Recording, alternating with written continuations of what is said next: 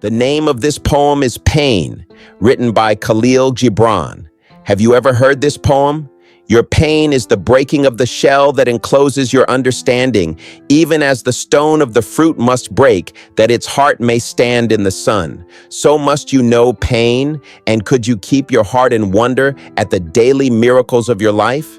Your pain would not seem less wondrous than your joy, and you would accept the seasons of your heart, even as you have always accepted the seasons that pass over your fields, and you would watch with serenity through the winters of your grief.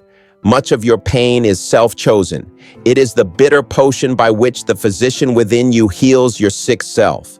Therefore, trust the physician and drink his remedy in silence and tranquility. For his hand, though heavy and hard, is guiding by the tender hand of the unseen.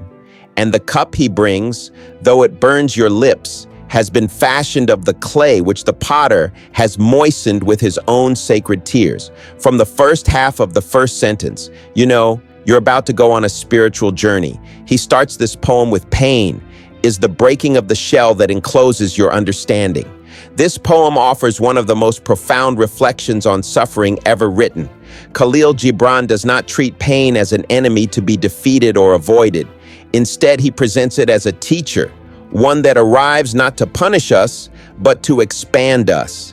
Pain invites us to look beyond discomfort and discover the transformation hidden within it. At the center of this poem is the idea of breaking. Pain, Gibran suggests, breaks the shell that limits our understanding.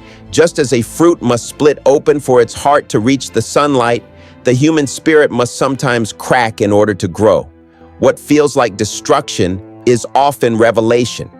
Pain exposes what was enclosed, hidden, or undeveloped within us. Gibran asks us to reconsider how we measure joy and sorrow. If we could look at life with wonder, he says, pain would not seem less miraculous than joy. This is a radical idea. It does not deny suffering, it reframes it. Pain becomes part of the same rhythm as happiness, both belonging to the natural seasons of the heart. The poem gently reminds us that we already understand cycles. We accept the changing seasons of the land without resistance: spring, summer, autumn, winter, knowing each has its purpose.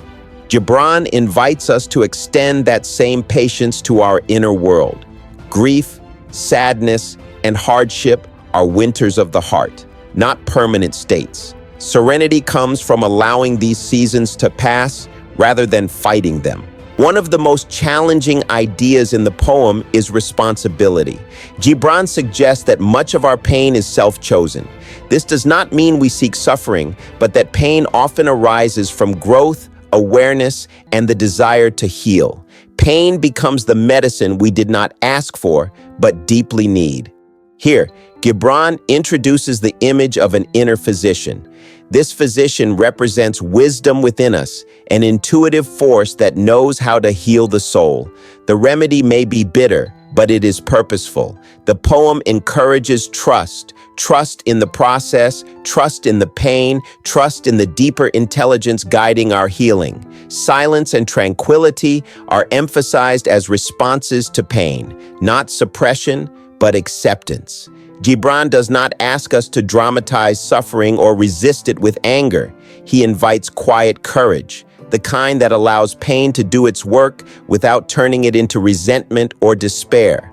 The poem also speaks to guidance beyond what we can see. Even when pain feels harsh, it is described as being guided by a tender, unseen hand. This introduces a spiritual dimension to suffering. Pain is not random or cruel.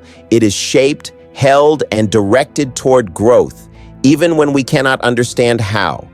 One of the most moving images in the poem is the cup that burns the lips.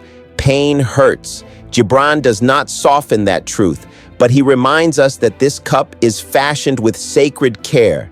It is shaped from clay moistened by divine tears. This imagery tells us that suffering is not indifferent. It is compassionate in its intention, even when severe in experience. The poem ultimately teaches surrender, not as weakness, but as wisdom. To trust pain is to trust life. To accept pain is to allow transformation. Resistance hardens suffering, acceptance refines it. This message is especially powerful in a world that constantly urges comfort and avoidance. Gibran reminds us that growth is not always gentle. Becoming more aware, more compassionate, and more whole often requires discomfort. Pain expands the soul's capacity to understand, to feel, and to love. Pain does not promise relief, it promises meaning. It tells us that nothing breaks without reason and nothing wounds without purpose. When we allow pain to teach rather than embitter us, it becomes a gateway rather than a prison. If this reflection spoke to your heart, take a moment to like, subscribe, and share this video. Someone else may be walking through pain thinking there's nothing left to live for. And just like the worst thunderstorm you ever experience in your life, that too shall pass. Thank you for listening. Thank you for trusting the process. Overstand, don't quit life.